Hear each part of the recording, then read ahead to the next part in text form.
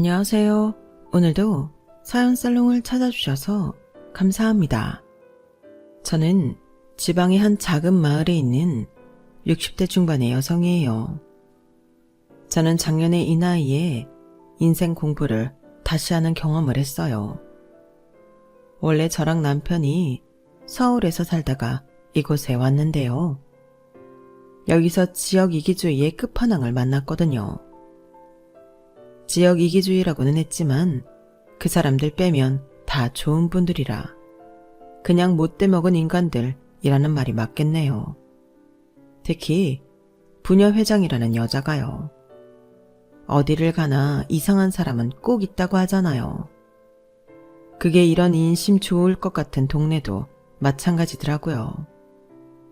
그러니 저처럼 귀농을 한다거나 귀촌을 계획하고 계시는 분들이 있다면 오늘 제 이야기를 잘 들어주시면 좋을 것 같아요. 저와 남편은 둘 다 교사였어요. 남편은 중학교 교사였고 저는 초등학교 교사였는데 같은 재단에 있는 학교라서 담 하나를 사이에 두고 있었죠. 학교 자체가 달라서 평소에는 만난 적이 없었는데 남편 동료 교사가 저희 사이에 다리가 되어주었어요. 저와도 친분이 있던 영어 선생님이었는데 저와 남편이 잘 맞을 것 같다고 해서 저희 부모님, 남편 부모님께 연락을 했고 그렇게 정식으로 선을 봤네요. 두 사람 다 학교 선생이라 함께 대화할 주제도 많았고 남편이 자상한 사람이라 좋았어요. 결혼해서 저희는 딸을 하나 두었고 정말 남부럽지 않은 하루하루를 보냈어요. 딸이 매일 자라는 모습이 저희 부부의 기쁨이고 행복이었어요. 정말 할 수 있는 모든 것을 해주리라 매일 다짐하고 그렇게 하려고 노력했네요. 딸아이도 우리가 자기를 얼마나 사랑하는지 잘 아는 것처럼 잘 웃는 아이였어요. 누가 봐도 티 없이 웃고 어른들 눈치 살피지 않는 모습에 아이가 참 맑고 예쁘다는 말을 많이 들었네요. 딸은 유치원도 잘 다녔고 초등학교에 들어가서도 친구들도 많이 사귀고 잘 지냈어요. 그러던 딸에게 이상을 발견한 건 3학년 때였어요. 아이가 열이 나고 발진이 있어서 감기인 줄 알고 약을 먹이고 재웠는데도 안 낫더라고요. 병원에 다녀와서는 좀 괜찮아지는 것 같았어요. 근데 그 뒤로 이상하게 피곤해하고 조금만 걸어도 숨이 차다고 하더라고요. 저와 남편은 덜컥 겁이 나서 아이를 데리고 대학병원에 갔더니 의사가 심각한 표정으로 검사를 좀 해봐야겠다고 하더군요. 혈액 검사며 이런저런 검사를 하더니 심장에 문제가 생겼다는 거였어요. 너무 기가 막혔어요. 아니, 지금까지 별 문제 없이 잘 살았는데 무슨 심장 문제라는 거예요? 가와사키병이에요. 급성 혈관염인데 그것 때문에 심장 기능에 이상이 생겼어요. 저희 부부는 너무 충격을 받아서 둘 다 말문이 막혀버렸어요. 그리고 각자 자신은 얼마나 질책했는지 몰라요.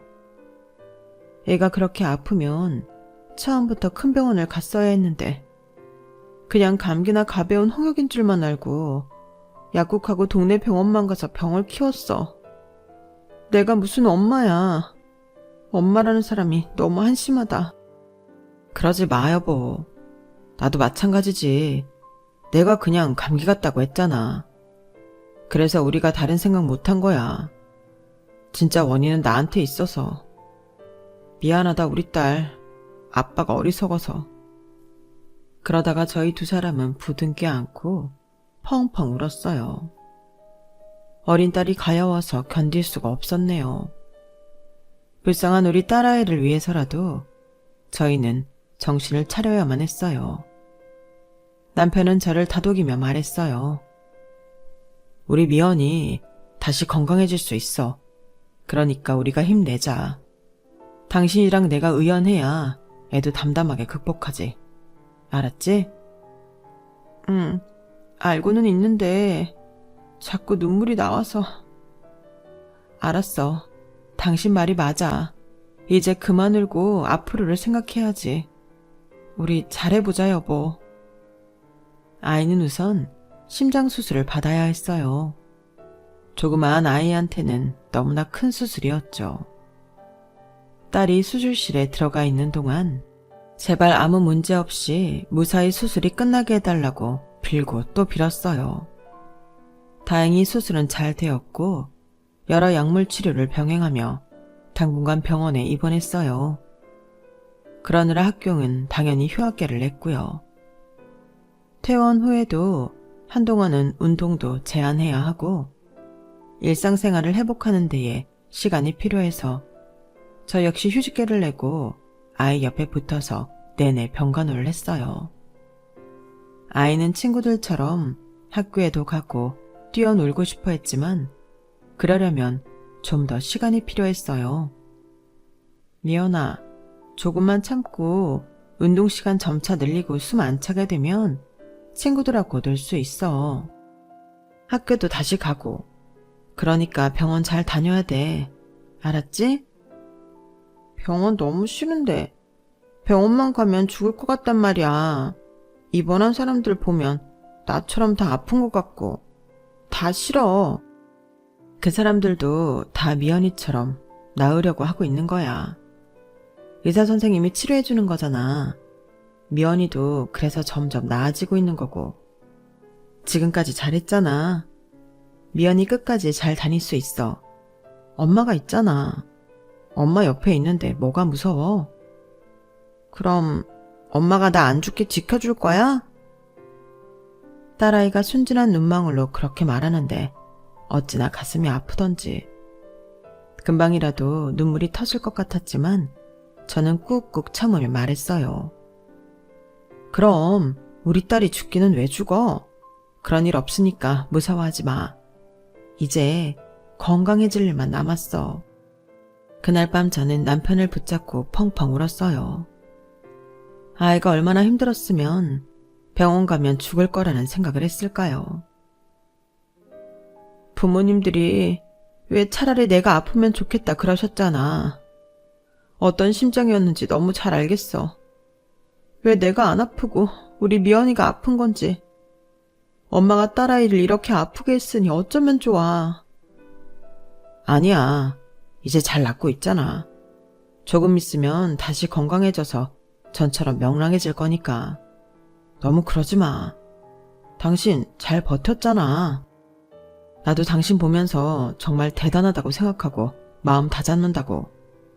당신 정말 대단한 사람이야. 우리 좀 더 힘내보자. 그렇게 힘든 시간들이 지나가고 나니 딸은 더 이상 운동을 해도 힘들어하지 않았어요. 병원에서도 정기검진은 와야 하지만 일상적인 생활에는 문제가 없다고 했고요. 체육도 해도 되고 친구들하고 뛰어놀아도 됩니다. 미연이 그동안 고생 많았다. 앞으로는 친구들하고 많이 놀러 다녀. 공부도 열심히 하고. 알았지? 그제 딸아이한테 정이 든 담당 의사 선생님은 다정하게 딸아이를 격려했고 우리 가족들은 그날 기쁨에 겨워 홈파티를 열었어요. 아이가 좋아하는 음식들을 해주고 케이크도 사왔죠. 저희는 오랜만에 행복한 시간을 가졌네요. 딸아이의 건강이 얼마나 소중한 건지, 아니 딸뿐 아니라 가족 건강의 소중함을 뼈저리게 느꼈어요. 저는 다른 건 제쳐두고라도 남편과 딸의 건강을 위해 식단도 조절하고 좋다는 영양제도 잘 챙겨 먹였네요. 학교로 돌아간 딸은 금세 아이들과 잘 어울리며 공부도 잘했어요. 그냥 잘하는 정도가 아니라 전교에서 손꼽을 만큼 우등생이었어요. 같은 반 친구들이 딸한테 공부 좀 가르쳐달라고 할 정도로요. 그러면 딸은 친구들을 집으로 하루 불러서 모르는 걸 차근차근 설명해가며 가르쳐 주더라고요. 간식을 챙겨주며 친구들 가르치는 딸을 보고 있자니 어찌나 대견한지 절로 웃음이 지어졌어요. 얘들아, 우리 미연이한테 배울 게 있어? 너네 같은 반이잖아. 같은 학생인데 대학생 선생님이나 학원 선생님한테 배우는 게 낫지 않아? 아니에요. 미연이가 훨씬 더 설명도 쉽게 하고 머리에 쏙쏙 들어와요. 맞아요. 선생님들 설명은 좀 어려운데 미연이는 되게 쉽게 알려줘요. 제 딸이어서가 아니라 야무지고 머리도 좋고 이해력도 좋은 아이가 친구들을 선뜻 돕는 모습이 참 자랑스러웠어요. 기특하기도 했고요.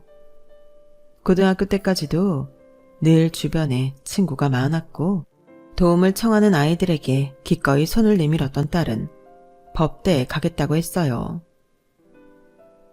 변호사가 되고 싶어. 나는 돈 잘 벌어서 엄마 아빠한테 효도도 하고 싶고 어려운 사람들 무료 변론도 해주고 싶어. 좋은 법무법인 중에 공익 변론 많이 하는 데도 있대. 그렇다고 돈 안 벌고 살 수는 없잖아. 현실적인 것까지 생각하는 건 정말 좋은데 엄마 아빠보다 너에 대해 먼저 생각해. 아니 엄마. 나 어릴 때 아파서 엄마 아빠 고생 많이 한 거 알아. 병원비 많이 들어가서 힘들었잖아. 그리고 자식은 나 하나뿐인데 내가 듬직해야지. 아이가 아프고 나서 너무 성숙했다 싶을 정도로 박지만 진중했는데 이렇게 속이 깊을 줄은 몰랐어요. 저와 남편은 그게 안타까우면서도 예쁘기만 했죠. 딸아이는 무난하게 좋은 대학의 법학과에 들어갔어요. 그때 저는 학교에서 주임을 맡고 있었는데 학부모들 때문에 꽤 스트레스가 많았어요. 저희 세대가 지금보다 더 학생들 위해 군림하고 교사들 마음대로 했을 것 같은데요. 꼭 그렇지도 않아요. 자기 아이만 특별히 잘 봐달라고 하는 학부모에 다른 애들을 너무 무시해서 문제가 된 학생과 학부모 등 지금이나 그때나 문제는 매 한 가지였어요. 선생들 사이의 일 분배나 조율도 해야 했고요. 당시 저는 한 학부모한테 꽤나 시달렸는데요. 3학년이고 전학을 온 여학생의 어머니였는데 젊은 축에 속했어요. 자기 아이 담임이 딸아이를 원하는 대로 대우해주지 않는다면서 툭하면 찾아왔어요. 저한테 담임한테 징계 같은 거라도 하기를 바라던데 아무 잘못도 없는 선생을 징계할 수는 없는 노릇이었어요. 저도 딸 하나 가진 엄마로 그 마음을 이해하려고 최대한 친절하려고 했지만 힘든 건 사실이었네요. 저는 그저 우리 딸 공부하는 거 바라보고 우리 가족 행복한 시간들만 떠올리며 그런 시간들을 버텼어요. 딸은 너무나 기특하게도 대학 졸업 전에 사법고시에 합격하여 연수원에 들어갔어요. 얼마나 감동적이었는지요. 심장병이 생겨 아이 앞날이 어떻게 될지 몰라 가슴 졸이며 지냈던 때가 있었는데 그건 마치 다 꿈이었던 것처럼 딸은 당당하게 연수원에 들어갔어요. 저와 남편은 정말 감회가 남달랐네요. 엄마 아빠, 앞으로는 내가 용돈도 많이 드리고 편하게 살 수 있게 해드릴게요. 조금만 더 기다려. 아유, 그런 말 마라. 너 먼저 쓸 거 쓰고 우리는 나중에 챙겨도 돼. 아니야. 나는 정말 엄마 아빠한테 잘하고 싶어. 그러니까 그런 말 하지 마. 나 섭섭하다고. 알았다, 알았어. 우리 딸 정말 장하고 고마워. 건강하게만 있어줘도 감사한데 이렇게 네 인생 열심히 살아주니 어찌나 감사한지 모르겠다. 네가 사법시험 붙고 변호사가 될 거라서가 아니야. 네 인생 주어진 대로 잘 살고 있잖아. 그게 너무 좋아 엄마는. 내가 이런 걸 누구한테 배웠겠어. 다 엄마 아빠 보고 배운 거지. 엄마 아빠가 인생을 대하는 태도를 보면서 깨달은 게 많아. 힘든 사람 절대 모르는 척하지 않고 주어진 일도 성실하게 했잖아. 늘 긍정적으로 생각했고 나는 내 병도 그래서 나았다고 생각해. 정말 너무 철든 소리를 하는데 남편도 저도 목이 메었어요. 저희를 이렇게 감동시키는 자식이라니 진짜 고생한 보람이 있었어요. 딸은 연수를 잘 마치고 좋은 법무법인에 들어가서 새내기 변호사 생활을 시작하게 되었어요.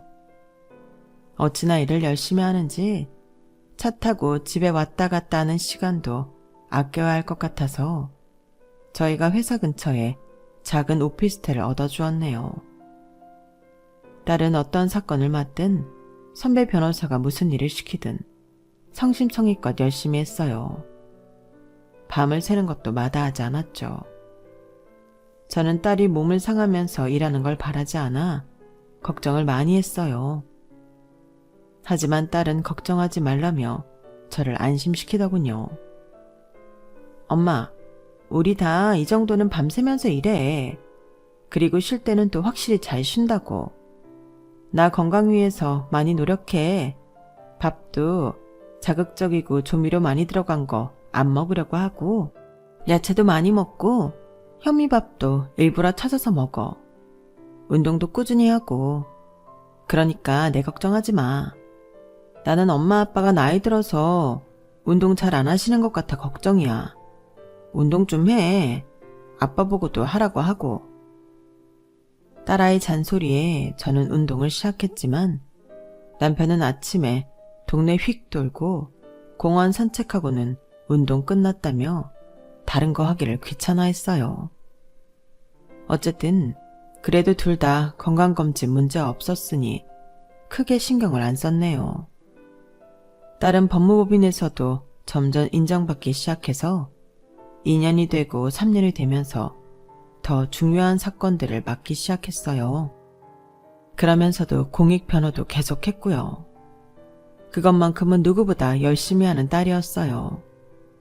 시간이 지나 남편이 정년퇴직을 하고 몇 년 후 저도 정년퇴직을 했어요. 딸은 일한다고 바빠서 결혼을 안 하다가 저희가 정년퇴직하고 얼마 안 돼서 좋은 사람을 만나 결혼하게 됐죠. 그러고 났더니 정말 할 일을 다 한 것 같더라고요. 남편도 인생의 숙제를 다 마친 기분이라고 했어요. 이제 우리 여행이나 다니면서 인생 즐기자고. 당신도 고생 많았어. 지금도 미연이 때문에 가슴 졸이는 거 아는데 이제 안 그래도 될 것 같아. 옆에 떡하니 김서방도 있잖아. 그래요, 맞아. 당신 말대로 이제는 한시름 났어요. 당신 수고 많았어요. 당신도 수고했어. 이제 우리 둘만의 시간을 가져보자고. 하지만 남편의 뜻대로 되지는 않았네요. 인생이란 게 언제 어디서 무슨 일이 터질지 모르잖아요. 남편은 뜻밖의 위암 판정을 받게 됐고 바로 수술을 받아야 했어요. 딸과 사이는 요즘 암 생존율도 높고 수술 후 경과도 좋으니 걱정하지 말라며 저희를 많이 위로해줬네요. 둘 다 그 바쁜 와중에도 병원에 와서 모든 수속을 다 해주고 지들이 의사 만나서 설명 다 들었고요. 수술날은 아예 시간을 비우고 와서 저와 함께 있어줬어요. 다행히 남편은 수술을 잘 마쳤고 회복도 잘 되었어요. 태어난 남편이 어느 날 이러더군요.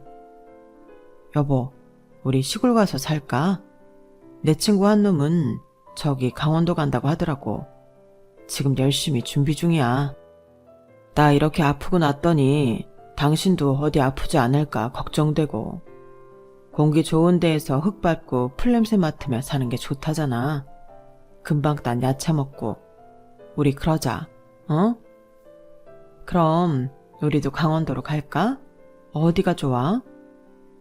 나는 따뜻한 데가 더 좋은 것 같은데.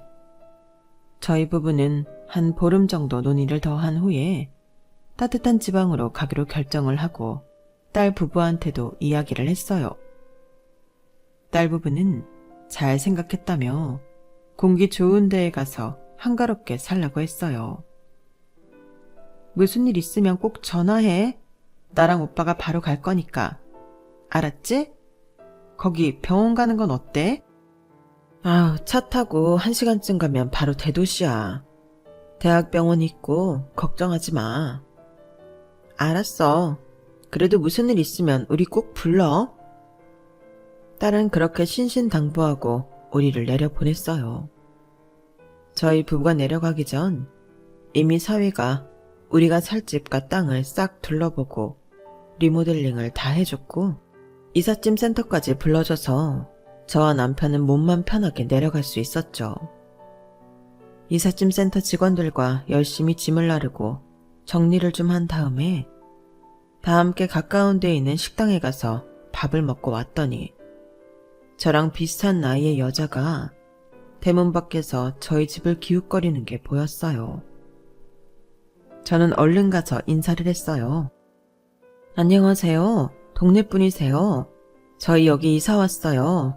앞으로 잘 부탁드려요. 그러게, 얼마 전까지 공사한다고 이 주변 아주 복잡하게 만들고 보통 불편을 끼친 게 아닌데 살 사람들은 보이지도 않아서 뭐 하는 사람들인가 궁금했네요. 내가 여기 부녀회장인데 그간 불편하게 한 것도 있고 마을 사람들한테 미리 양해도 안 구했잖아요. 저희 불편한 값으로 오늘 30만 원만 받읍시다.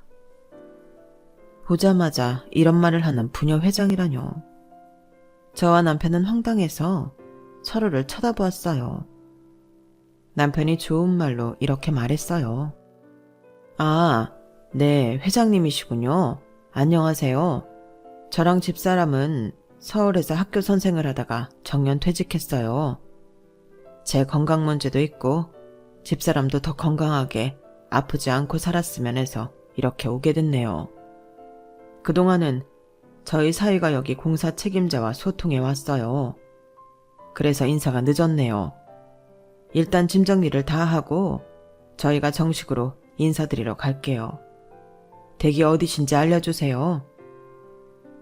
아, 글쎄, 서울에서 멀어다 왔건 필요 없고 일단 저희 불편하게 한 값은 주세요. 그리고 그쪽 연락처부터 줘요.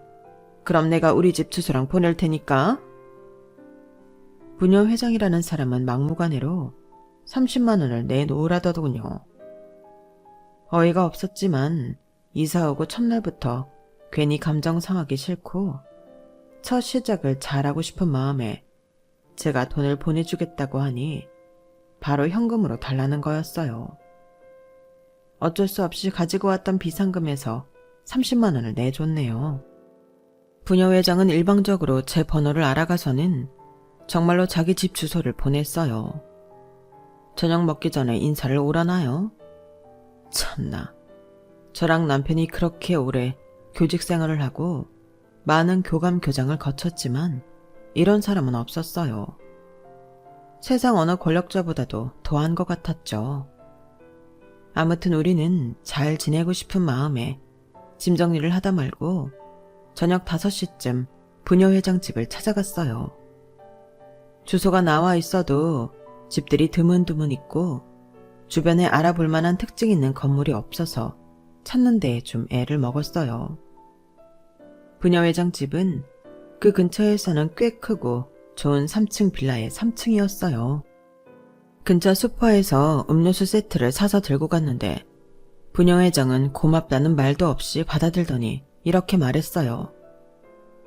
여기는 서울하고 달라서 학교 선생이었던 대단한 사장이었던 뜨내기는 뜨내기예요. 알겠어요? 있을 동안만이라도 협조 잘 하시라고요. 회장님, 저희 오래 있을 생각입니다. 남은 여생 계속 있을 수도 있고요. 아, 그건 두고 봐야 하는 거고 그 바깥 양반은 좀 조용히 하시고 한 사람 나랑 얘기 좀 해요. 부녀회장은 아무 말 안 한 남편을 무안하게 만들더니 대뜸 저를 보았어요. 그 보니까 집 뒤편으로 땅이 꽤 넓던데 울타리를 산 입구 전까지 쳤더라고요. 그 땅 다 산 거예요? 아, 예. 저희가 울타리 친 데까지는 저희가 산 거 맞아요. 그거 다 어떡하시려고? 서울 사람이 밭일을 제대로 할 줄 알겠어요? 그러지 말고 그 텃밭을 우리 부녀회에 기증해요. 아니면 마을회관이나 그럼 우리 할 일 없는 아줌마들이 자기들 먹고 싶은 거 심어서 각자 가져갈 테니까. 저희도 다 계획이 있어요. 잘하지는 못해도 거기 허브농원처럼 만들려고 하고요. 무작정 저희 땅을 기증하라고 하시니 왜 그러시는 건지. 왜라니? 우리가 편하게 놀 데가 필요하니까 그렇지. 노는 거라면 마을 회관이나 양로원 같은 데가 있잖아요. 엄연히 저희 땅이고 저희 집 거실에서 훤히 다 보이는데 누가 우리 집 마당에서 그러고 있으면 저희가 편히 쉴 수 있겠어요? 그건 좀 지나친 요구 같으시네요. 여기 사람들이 평생 농사 짓고 일만 했다 생각하죠? 아니거든요. 저희도 일하는 사람이나 하지 안 그런 사람도 많아. 그래서 심심풀이로 밭을 가꿀 것도 필요하고 어쨌든 생각해놔요. 그리고 지금부터 마을회관 이용할 거죠? 안 그래도 우리가 어제 바로 전기시설 다시 수리하고 에어컨도 새로 들였거든.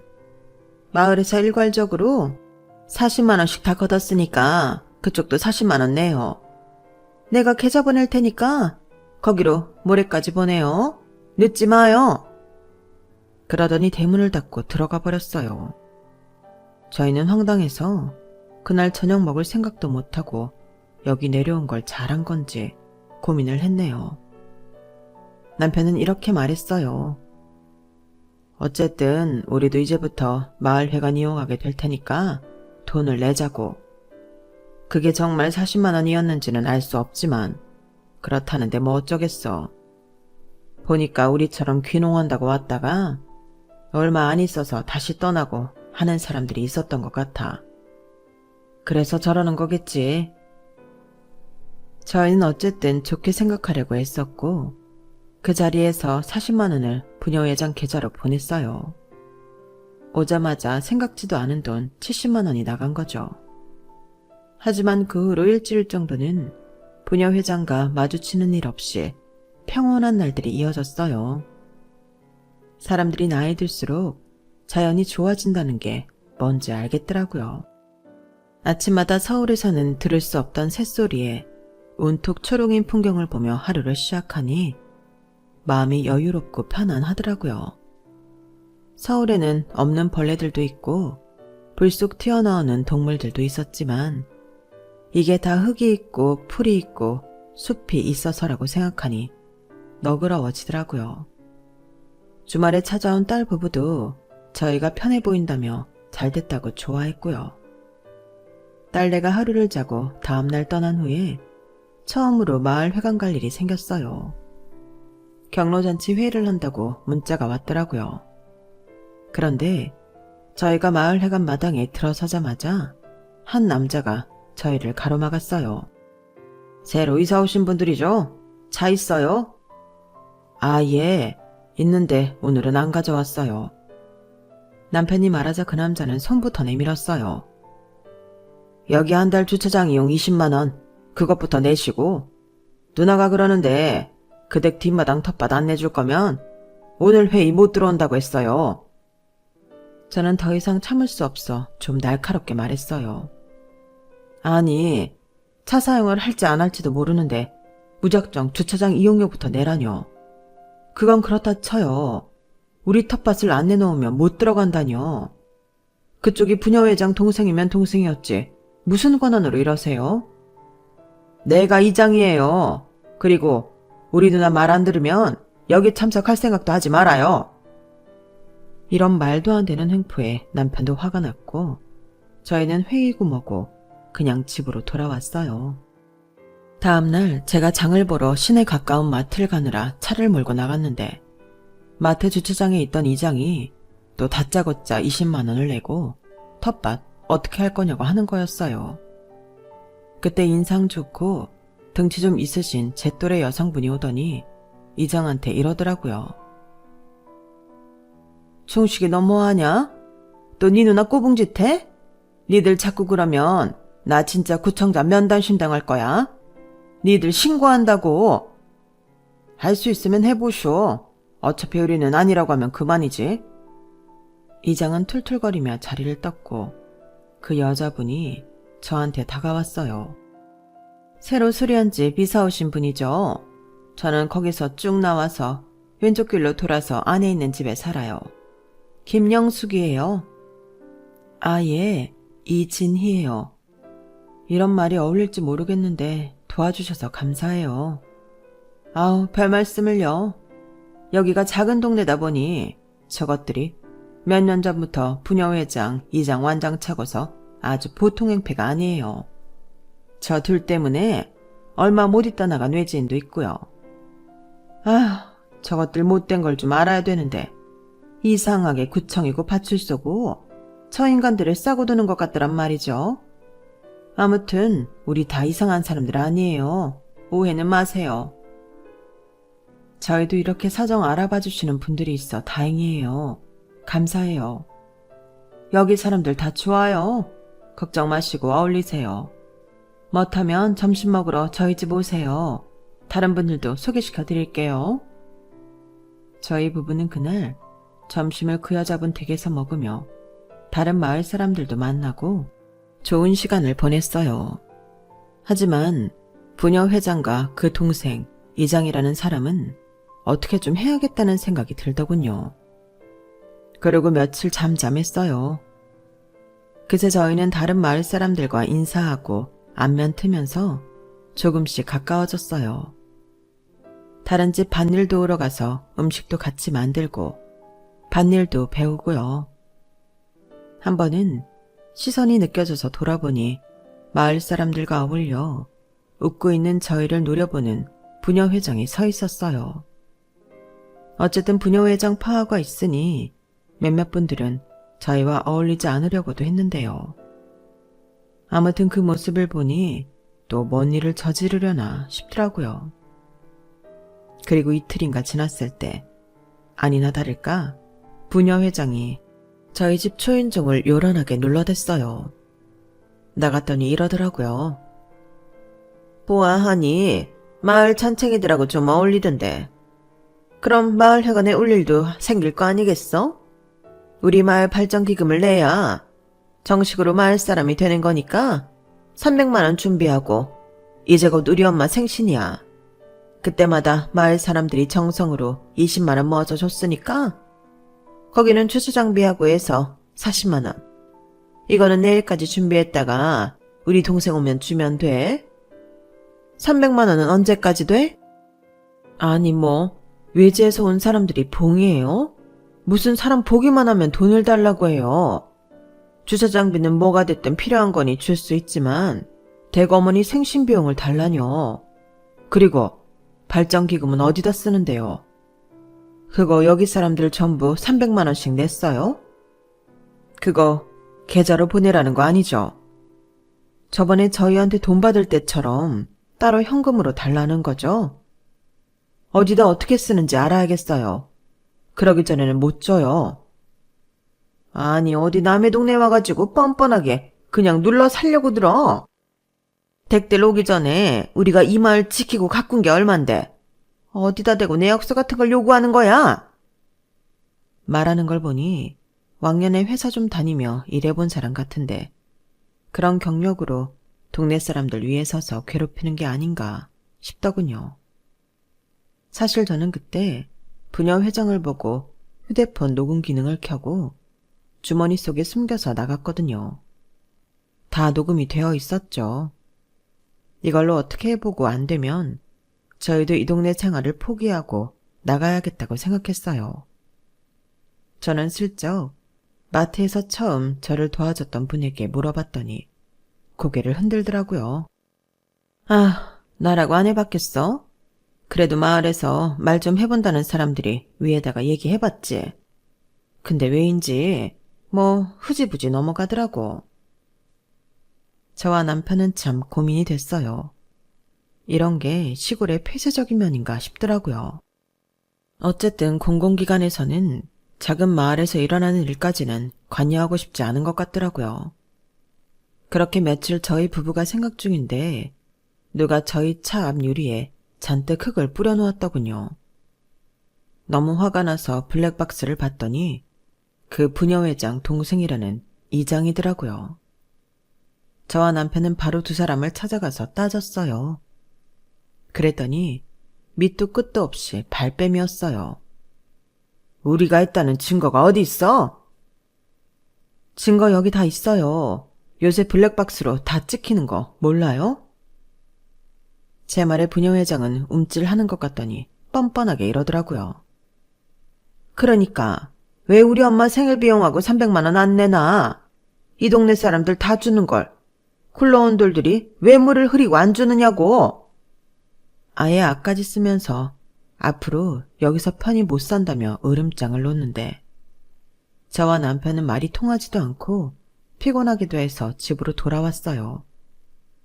이거는 힐링이 아니라 없던 병까지 생길 지경이라서 진짜 다 놓고 가버릴 생각을 했는데 그날 밤에 딸아이한테서 전화가 왔어요.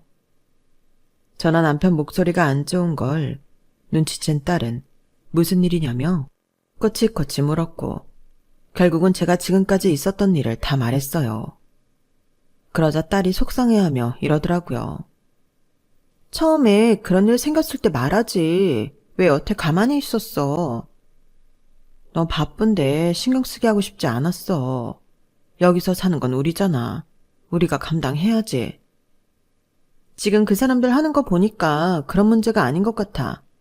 알았어. 나랑 오빠가 갈 테니까 조금만 기다려. 아, 혹시 그 사람들 말하는 거 녹음이나 녹화한 거 있어? 안 그래도 내가 저번에 집에 찾아온 거랑 오늘 말한 건 녹음했고 우리 차에 흙 뿌리는 건 블랙박스 영상 있어. 딸은 알겠다고 하고 끊었고 이틀 후에 저희를 찾아왔어요. 사위도 같이요. 그리고는 바로 부녀회장을 찾았는데요. 보니까 사람들하고 마을회관에 모여 있더라고요. 그래도 마을에서 하는 일은 꼭 마을회관에서 하는 사람인데 여름맞이 일손 돕기 뭘 한다고 회관에 있더라고요. 일단 딸과 사위가 정중하게 부녀회장과 이장을 밖으로 불러냈어요. 부녀회장은 안이 꼽다는 듯 저희를 보며 나왔어요. 먼저 사위가 이렇게 말했어요. 부녀회장님 맞으시죠? 저희 장인장모님 여기 처음 왔을 때부터 이런저런 명목으로 돈을 요구하셨다고 하는데 무슨 주차비가 20만 원입니까? 이런 조그만 마을에서 차를 몇 번이나 끌고 다닌다고요. 그리고 어머님 생신비용, 발전기금 이런 거 왜 계좌로 안 받고 현금으로 걷어요?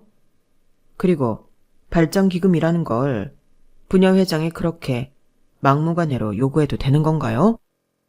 외지인은 빠져. 이건 우리끼리 해결할 문제고 여기서 살 사람들이 마을 발전 위에 못 돕겠다면 나가야 되는 거 아니겠어? 우리도 우리랑 같이 서로 돕고 살 사람들하고 있어야지. 그럴 마음 없으면 소용없어. 그게 부녀회장 권한입니까? 아닌 것 같은데요. 공공기관에서 내려온 문서라도 있어요. 이거 횡령 착복 맞는 것 같은데요. 내역서랑 관련 조항 보여줄 수 없으면 제가 직접 여기 관할 경찰서에 가서 말하는 수밖에 없네요. 그러자 부녀회장은 깔깔 웃으며 이렇게 말했어요. 아이고, 어디 해봐. 그게 통하나. 내가 그 바닥 공공기관에서 30년을 일한 사람이야. 알만한 인맥은 다 안다고? 아, 그래서 여태 무사하셨나 봐요. 그런데 어쩌죠? 지금 거기 경찰서장 말이에요. 제 선배님 직속 부하 같은데요. 뭐라고? 댁이 뭔데? 허풍을 치는 거면 내가 가만 안 둬? 허풍 아니고요. 제가 경찰대학 행정과 교수인데 저희 선배님이 지금 이 도경찰청 높으신 분이에요. 그 경찰서장님은 당연히 밑에 사람이죠. 제가 가서 말씀 좀 드려야겠습니다. 안 그래도 부녀회장님이 저희 장모님한테 했던 말들 녹음 파일도 있고 동생이신 이장님이 장인어른 차에 흙 뿌리는 영상도 있으니까요. 이번에는 저희 딸이 나섰어요. 이거 법적 문제 저도 검토해 볼 거예요. 아, 제 소개가 늦었네요. 저는 이런 사람이에요. 라며 제 딸이 법무법인 변호사 명함을 주자 부녀회장은 얼굴이 하얘져서 어쩔 줄 모르더라고요. 제 친구가 방송 기자인데 이런 소스 주면 참 좋아하겠죠? 이거 공론화 시켜볼 생각이에요. 제 딸이 이렇게 말하자 부녀회장은 마른 침까지 삼키며 제 딸 손을 잡더라고요. 아우, 잠깐만. 거기 그 사위분도 잠깐. 이거 진짜 문제 삼으려는 거야? 이거 그냥 작은 마을에서들 있었던 일이 뭐 대수라고. 누가 신경 쓰겠어. 그러자 사위가 또박또박 말했어요. 안 그래도 요즘 귀촌하는 사람들 많은데 이런 걸 왜 신경 안 쓰겠어요? 아픈 노인들이 귀농해서 요양하며 살겠다는데 오히려 스트레스 받으며 병 생길 상황이잖아요. 막무가내로 돈 요구하는 시골 텃세. 한두 푼도 아니고 300만 원씩이나. 현금으로 직접 달라고 하면서 사용 내역도 없다고 하니 이건 문제가 되고도 남습니다. 그러자 부녀회장은 저를 보며 이렇게 말했어요. 아, 이거 내가 없던 일로 해줄 테니까 어떻게 자식들 좀 말려봐. 어? 제가 왜요? 저희한테 얼마나 함부로 했어요. 텃밭 내놓으라고. 안 그러면 알아서 하라는 식으로 처음부터 그랬잖아요. 저는 더는 못 참아요. 이거 우리 사위의 힘을 빌려서라도 제가 제보할 수 있는데 다 제보할 거예요. 그러자 부녀회장은 싹싹 빌기 시작했어요. 내가 잘못했어. 다 없던 일로 할 테니까 이거 좀 그냥 넘어가줘. 같이 얼굴 보면서 살아야 되는데 이런 일 만들어서 서로 뭐가 좋겠어? 그러자 딸이 따끔하게 말했어요. 그쪽에서 먼저 얼굴 보기 불편하게 그런 말도 안 되는 일들만 벌였어요. 그래서 여기서 얼마 못 견디고 나간 사람들도 있다던데요. 그런 식으로 생각하면 어떤 사람들이 귀촌을 해서 살겠어요? 각오하고 계세요. 그제야 부녀회장은 갑자기 존댓말을 하며 아예 무릎을 꿇었어요. 아우, 제가 잘못했어요. 내가 주민센터에서 일 좀 해서 그냥 다 관행이려니 하고 그랬어요.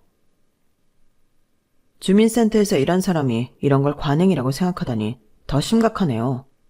바로 경찰서장을 만나러 가야겠어요. 사위가 따끔하게 말하자 부녀회장은 급하게 자기 동생을 불러 같이 무릎을 꿇게 하고 싹싹 빌었어요. 제발 자기들 신고하지 말아달라고요.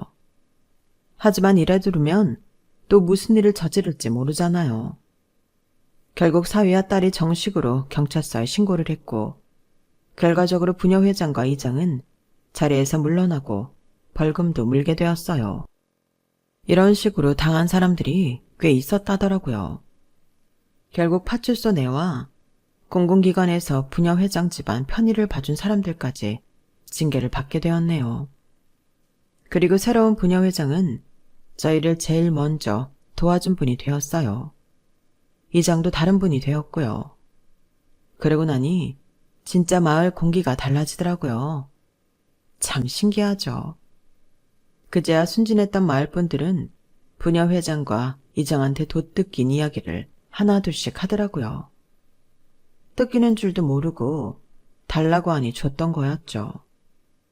아무튼 그 사람들은 기가 죽어서 찍소리도 못하고 지냈고 마을 사람들과도 잘 어울리지 못하고 있네요. 저희는 평온한 일상을 되찾고 원했던 생활을 할 수 있게 되었어요. 어릴 적 저와 남편 없이는 걷지도 못할 때도 있었던 제 딸이 이렇게 저희 든든한 힘이 되어주니 참 감사한 일이죠. 아무튼 저희는 지금 잘 지내고 있어요. 딸하고 사위도 한 달에 2-3번은 꼭 찾아오고요. 저희와 함께 여행도 다니고요. 혹시라도 귀촌을 생각하고 계신 분이 있다면 저희 이야기를 잘 참고하시길 바랄게요. 무조건 맞춰주는 게 능사는 아닌 것 같네요. 그럼 제 이야기는 여기서 마치도록 할게요. 들어주셔서 다들 고마워요. 행복하세요. 여러분, 사연 댓글에 응원과 현명한 조언 부탁드려요. 좋아요와 구독은 저에게 큰 힘이 됩니다. 오늘도 좋은 일 가득하세요.